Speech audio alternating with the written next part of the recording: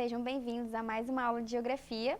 Eu sou a professora Adriele e o tema da nossa aula de hoje é a produção do espaço geográfico acreano. A gente vai compreender aí como se deu, o processo de formação do nosso espaço, do nosso estado. Como é que surgiu o Acre, As terras do Acre, por vários séculos, elas foram tidas como desconhecidas até meados do século XIX, tá? Lembrando, não é porque a gente diz que elas eram desconhecidas que significa que não haviam, pessoas que habitavam aqui, tá? Lá no começo, elas eram habitadas pelos índios, tá? Foram colonizadas depois, mas já eram habitadas pelos índios. Os índios já viviam aqui. Cerca de 6 milhões de índios habitavam a Amazônia antes da chegada dos portugueses em 1616.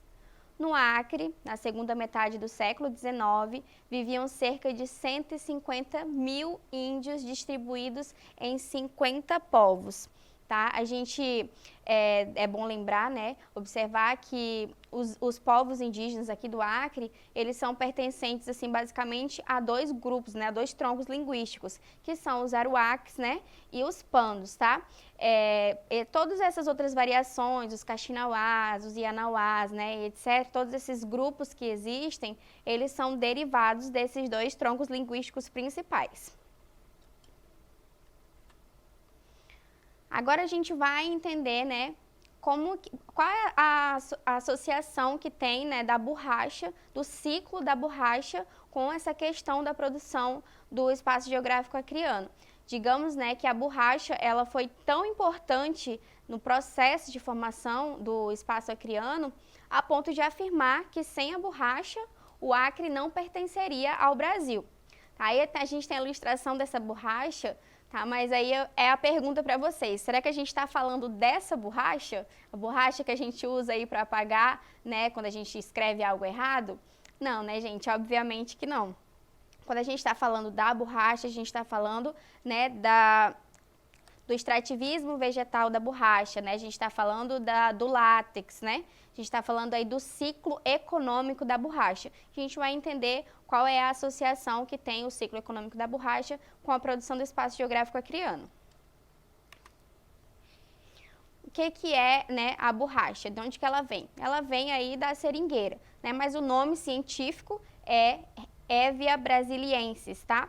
E o nome popular, como eu já falei para vocês, é seringueira. A borracha natural, ela é obtida de um líquido leitoso de cor branca chamado de látex, encontrado em numerosas plantas. A principal delas, assim, na Amazônia, é a seringueira.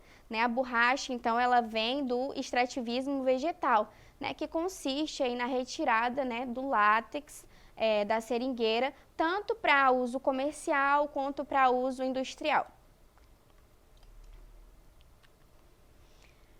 Os índios da América do Sul, por séculos, utilizaram a borracha. No entanto, este produto somente despertou interesse do mundo industrializado quando, em 1839, Charles Goodyear descobriu, por acidente, o processo de vulcanização da borracha. E com a chegada do automóvel e do pneu por John Dunlop em 1888, lá em fins do século XIX, a corrida pela borracha começou. Então, esse cara, Charles Goodyear, ele descobriu, acidentalmente, o processo de vulcanização da borracha. O que seria esse processo de vulcanização?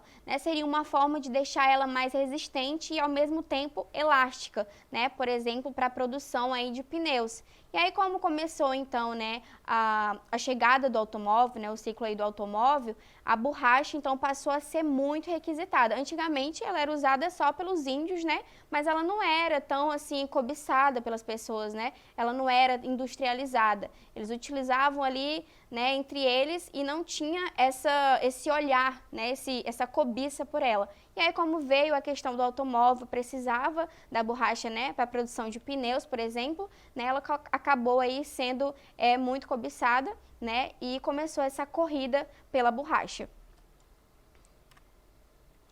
A industrialização da borracha. Por toda a metade do século, ampliou-se cada vez mais o uso da borracha. Com a nova técnica, né, a vulcanização, as indústrias do mundo passaram a recorrer cada vez mais à borracha. Isso fez da Amazônia uma exportadora em potencial. Contudo, era muito complicado e caro transportar a borracha das áreas de extração para os principais portos da região. Afinal, as seringueiras, elas estavam espalhadas pelo interior da floresta. Aí agora a gente vai compreender qual a associação que tem da migração nordestina, né, dos nordestinos para a Amazônia, né, que foi super importante também para a formação do nosso território. Uma das primeiras correntes migratórias para a Amazônia refere-se a nordestinos que migraram no final do século XIX e que tinham como principal característica ser uma migração familiar sertaneja. O que acontecia? Né? Naquela época, no Nordeste, né, que a gente vai ver mais detalhado no slide, o Nordeste ele vinha enfrentando aí um período de grande seca. Nessa seca aí, que assolou o Brasil, foi uma das mais graves e lembradas, né, que compreendeu os anos de 1877 a 1879, ficando conhecida como a Grande Seca do Nordeste. A gente pode olhar aí na imagem, né, tem a presença de uma criança, aparentemente, né, desnutrida, animais mortos, né, a vegetação totalmente aí seca, né, foram quase 3 anos seguidos sem chuvas, com perda de plantações, mortes de rebanhos e miséria extrema. A situação foi tão desesperadora que famílias inteiras se viram obrigadas a migrar para outros estados, promovendo uma onda de imigrações. Então, nessa época, como estava ocorrendo aí essa busca, né, essa cobiça pela borracha, o que aconteceu? Né, os nordestinos estavam passando por esse período aí de seca, né, de dificuldade, quase 3 anos aí sem chuva. Aí estava tendo a cobiça pela borracha, a corrida pela borracha, né? Então eles foram atraídos, né? Muitos deles migraram para outros estados, mas muitos foram ali para a Amazônia em busca de melhores condições de vida, em busca de oportunidades, né? De crescimento, de emprego e de sustento, né? De melhorias de vida. A partir de 1866, a abertura da navegação dos rios da região amazônica ocorreu devido ao interesse das indústrias americanas e europeias.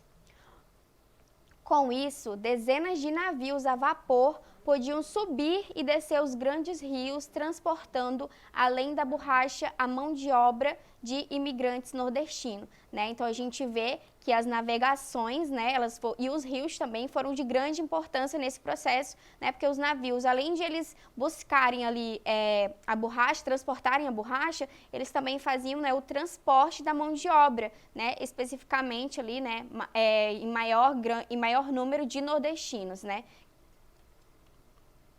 Aqui a gente tem a imagem, né, desses trabalhadores. Os navios, eles transportavam também gêneros de primeiras necessidades. Além de transportar, né, a borracha e a mão de obra, eles também faziam transportes, né, de alimentos, de ferramentas, né, para esses trabalhadores, tecidos e etc. Na viagem de volta, eles traziam a borracha para ser comercializada, né, nas cidades de Belém e de Manaus. Por fim, a produção partia para o seu destino final, geralmente a Europa. A importância dos rios. Por causa da crescente demanda internacional por borracha, a partir da segunda metade do século XIX, em 1877, os seringalistas, com a ajuda financeira das casas aviadoras de Manaus e Belém, fizeram um grande recrutamento de trabalhadores para a extração de da borracha nos vales do Juruá e do Purus. O que seriam essas casas aviadoras, né? Eram locais, né, que eram responsáveis por por realizar aí a manutenção, né, por fornecer produtos ali, mercadorias, fazer trocas com os seringueiros. E os pagamentos eram feitos, né, pelos seringueiros, eles pagavam, né, os alimentos ou algo que eles compravam ali naquelas casas aviadoras, né, com a borracha. E essas casas, elas eram patrocinadas, né, também por Manaus e por Belém. O seringal, que era o local onde moravam os patrões, né, e algumas famílias e trabalhadores, formando um vilarejo, era localizado às margens dos rios para facilitar o abastecimento de mercadorias e o escoamento da produção. Então a gente pode ver, né, que os rios eles eram de grande, né, importância, né, porque todas as trocas ali, as comercializações, o transporte, né, tanto aí de mão de obra, de ferramentas, né, como foi falado anteriormente, era feito através ali das embarcações, né. Então, né, especificamente, necessariamente, precisaria dos rios para fazer aí essas trocas comerciais. Rio Branco, de 1882 a 1908. É o mais antigo núcleo urbano do Acre, logo se constituiu como a maior e mais importante cidade acreana, sendo por isso escolhida como a capital do antigo território federal. Esse período da história urbana de Rio Branco marca a transformação do seringal volta da empresa, no povoamento denominado Vila Rio Branco. Era assim que era chamado anteriormente. Nessa época que Rio Branco alcançou a condição de liderança política e econômica do Acre. Bom, então é isso, né? A gente pode observar, né, que nesse processo de produção do espaço geográfico acreano, a gente tem o quê? Tem a presença, né, das migrações nordestinas em busca de mão de obra, né, saindo aí das suas terras, né, do Nordeste, para a Amazônia em busca do trabalho, né, na borracha. A gente vê a importância também da questão dos rios para esse escoamento da produção, para o transporte de mercadorias, né, transporte de mão de obra, e tudo isso foi muito importante para produzir, né, para criar o espaço geográfico acreano. Agora a gente vai partir para o nosso exercitando para saber se vocês compreenderam bem a nossa aula de hoje. Vamos para a primeira questão. De acordo com dados do ano de 2001, a FUNAI notificou a existência de 10.478 índios em todo o estado do Acre, distribuídos em 12 povos. O município que apresentou o maior percentual de população indígena foi: alternativa A, Santa Rosa do Purus; alternativa B, Jordão; alternativa C, Marechal Taumaturgo; ou alternativa C, Assis Brasil. Vamos ver, se você respondeu a alternativa A, tá? Você está correto. Santa Rosa do Purus, tá? Em relação aos municípios aí do Acre, tá? O maior percentual de concentração de povos indígenas está localizado no município de Santa Rosa do Purus. Vamos para a próxima questão.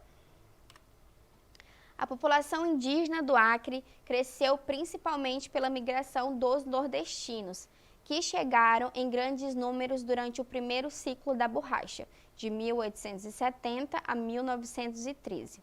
A maioria desses imigrantes nordestinos eram do estado do: alternativa A, Pernambuco; alternativa B, Alagoas; alternativa C, Bahia; ou alternativa D, Ceará.